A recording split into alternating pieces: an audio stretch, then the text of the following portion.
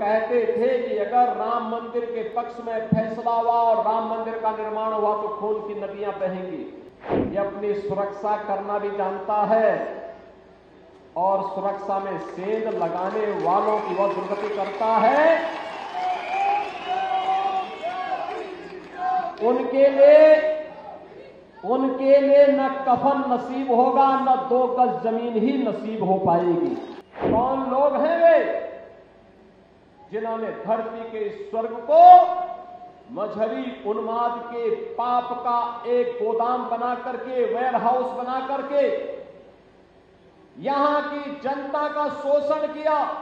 जो लोग कहते हैं कि हमारी सरकार अगर आती है तो 370 हम फिर से वापस लाएंगे, यानी 370 को वापस लाने का मतलब आतंकवाद के पुराने दौर को, परिवारवाद के और भ्रष्टाचार के पुराने दौर को जम्मू कश्मीर पर फिर थोपने का एक कुत्सित प्रयास। सरकार की क्या ताकत होती है, अगर इसका उदाहरण देखना है तो उत्तर प्रदेश के अंदर 500 वर्षों के बाद अयोध्या धाम में रामलला के भव्य मंदिर का निर्माण और रामलला का वहां पे विराजमान होना इसका उदाहरण है। एक बात समान रूप से है, जब अयोध्या में रामलला के मंदिर निर्माण के कार्यक्रम को लेकर के हम आगे बढ़े थे, तब जो लोग इसमें बाधक थे, जिनकी चर्चा मैं करने वाला हूं अभी कुछ देर बाद, ये लोग कहते थे कि अगर राम मंदिर के पक्ष में फैसला हुआ और राम मंदिर का निर्माण हुआ तो खून की नदियां बहेंगी। हमने कहा ये नया भारत है, खून की नदियां नहीं बहती हैं। ये अपनी सुरक्षा करना भी जानता है और सुरक्षा में सेंध लगाने वालों की वह दुर्गति करता है। उनके लिए न कफन नसीब होगा, न 2 गज जमीन ही नसीब हो पाएगी। बहनों और भाइयों, परिणाम क्या रहा? पिछले 7 साढ़े 7 वर्ष में उत्तर प्रदेश में एक भी दंगा नहीं हुआ। सारे पर्व और त्योहार शांतिपूर्ण तरीके से मनाए जाते हैं और आज आप डबल इंजन सरकार के कारण वहां के विकास को देखेंगे तो उस विकास के लिए जम्मू कश्मीर भी हकदार है और इसी का आह्वान करने के लिए मैं आपके पास आया हूं।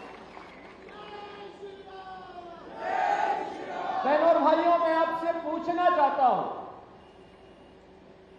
कौन लोग हैं वे जिन्होंने धरती के स्वर्ग को मजहबी उन्माद के पाप का एक गोदाम बना करके, वेयर हाउस बना करके यहां की जनता का शोषण किया, परिवारवाद को पनपाया, भ्रष्टाचार को पनपाया, अपने राजनीतिक स्वार्थ के लिए आतंकवाद को पनपाने का पाप किया था। ये लोग कौन थे? वह कोई और नहीं था, ये कांग्रेस, नेशनल कॉन्फ्रेंस और पीडीपी ही उस पाप के मुख्य जनक हैं।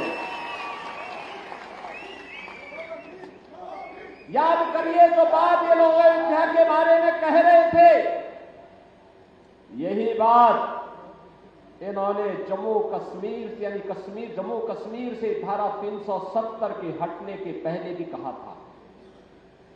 इन्होंने कहा था कि आर्टिकल 370 को अगर हटाएंगे तो खून की नदियां बहेंगी। बहनों और भाइयों, ठीक उल्टा हुआ। 370 और 35A को हटाने के साथ ही कश्मीर में विकास तेजी के साथ आगे बढ़ गया।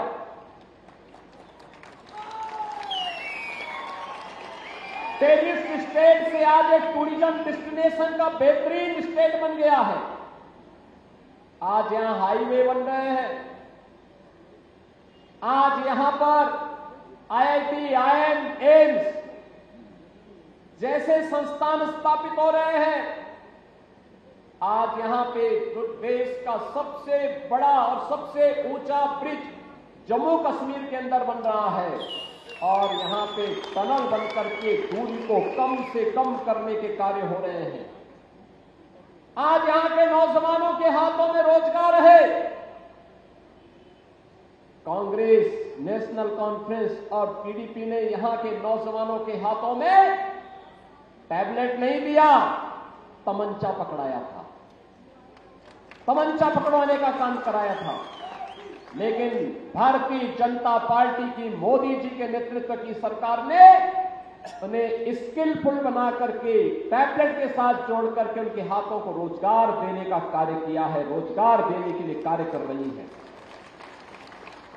बहन और भाइयों, मैं आज इसीलिए आपके पास आया हूं आपसे कहने के लिए, ये जम्मू कश्मीर विधानसभा का चुनाव इन्हीं बातों को लेकर के चल रहा है। जो लोग कहते हैं कि हमारी सरकार अगर आती है तो 370 हम फिर से वापस लाएंगे, यानी 370 को वापस लाने का मतलब आतंकवाद के पुराने दौर को, परिवारवाद के और भ्रष्टाचार के पुराने दौर को जम्मू कश्मीर पर फिर थोपने का एक कुत्सित प्रयास है। यूपी की हर खबर देखने और उनसे अपडेट रहने के लिए हमारे चैनल श्रेष्ठ यूपी को सब्सक्राइब और लाइक करें। साथ ही बेल आइकन को दबाना ना भूलें, जिससे हमारे हर वीडियो की जानकारी आप तक पहुंचती रहे।